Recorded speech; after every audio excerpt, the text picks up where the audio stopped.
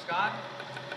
हम राजा ठाकुर अहाँ समस्त मिथिलावासी के प्रणाम करै छी और एखन हम एकटा गीत सुनबै छी अहाँ सबके एहन सुंदर मिथिला धाम आनंदलता जी के, लेकिन ओइके दोसर तरीका से गबै छी, किछु अपना तरफ से जोड़लहुँ हैं।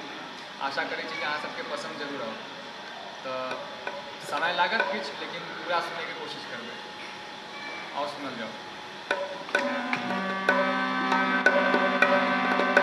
एहन सुंदर मिथिला धाम दोसर पायब पुन ठाम। एहन सुंदर मिथिला धाम दोसर पायब पुन ठाम।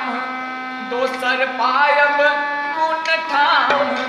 दुल्हा दुल्हन सीताराम जनकपुर। दुल्हा दुल्हन सीताराम जनकपुर। एहन सुंदर मिथिला धाम दोसर पायब पुन ठाम। एहन सुंदर मिथिला धाम दोसर पायब पुन ठाम। दुल्हा दुल्हन सीताराम जनकपुर। दुल्हा दुल्हन सीताराम जनकपुर। राजा जनक प्रण केलन भारी। सीता स्वयंवर रचलन भारी। राजा जनक प्रण केलन भारी। सीता स्वयंवर रचलन भारी। के धनु तोड़त के बलशाली। किनका अंदर शक्ति अपार सही पायत धनु के भार। किनका अंदर शक्ति अपार जे सही पायत धनु के भार। किनके देबै सीता दान जनकपुर। किनके देबै सीता दान जनकपुर। एहन सुंदर मिथिला धाम दोसर पायब पुन ठाम। दुल्हा दुल्हन सीताराम जनकपुर।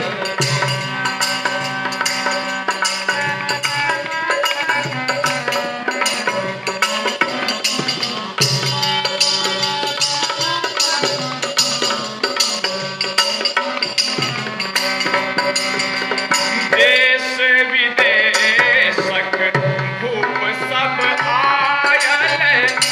बेर बेर सब जोर लगायल। देश विदेशक भूप सब आयल। बेर बेर सब जोर लगायल। तोड़ल दूर उठा नहीं पारल। राजा जनक के लामुर छाय। राजा जनक के लामुर छाय। आप तमुन हुनक घबराय। राजा जनक के लामुर छाय। आप तमुन हुनक घबराय। पाचल पीर लगियो महान जनकपुर। पाचल वीर लगियो महान जनकपुर। एहन सुंदर मिथिला धाम दोसर पायब पुन ठाम। दुल्हा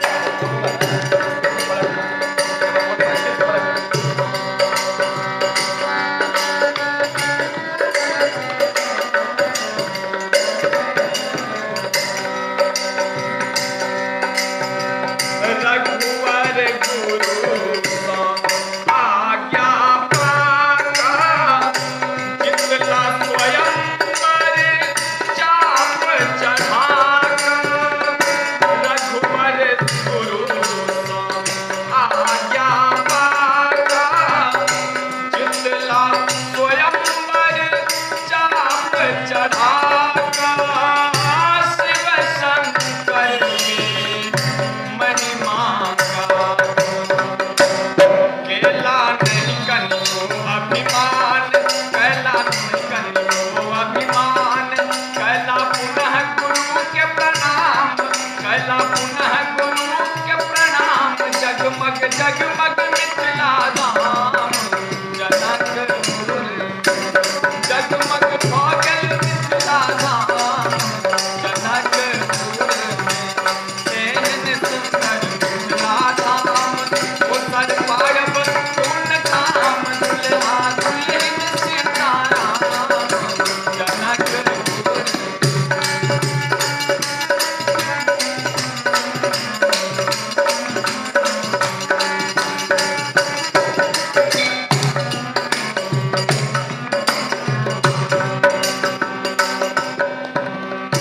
धनु टूटन के गर्जन पावी के, तामस उठ गेले परशुराम के।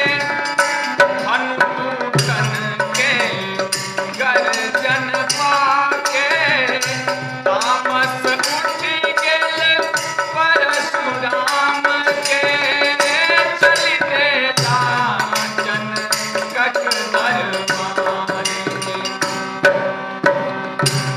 चिन्हलन ई छठ हमरे अंश, हमरा माफ करम भगवंत। चिन्हलन ई छठ हमरे अंश, हमरा माफ करम भगवंत। बुझल के हम आन जनकपुर, बुझल के हम आन जनकपुर। एहन सुंदर मिथिला धाम उतर पायब पूर्ण धाम, दुल्हा दुल्हन सीताराम जनकपुर, दुल्हा दुल्हन सीताराम। अवध जनकपुर भेल तैयारी, आयल बराती सुरगण भारी। अवध जनकपुर भेल तैयारी, आयल बराती सुरगण भारी। बन गेल जोड़ी ई सुखकारी, सीता बहिन सुकुमारी, सीता बहिन सुकुमारी। धिया जन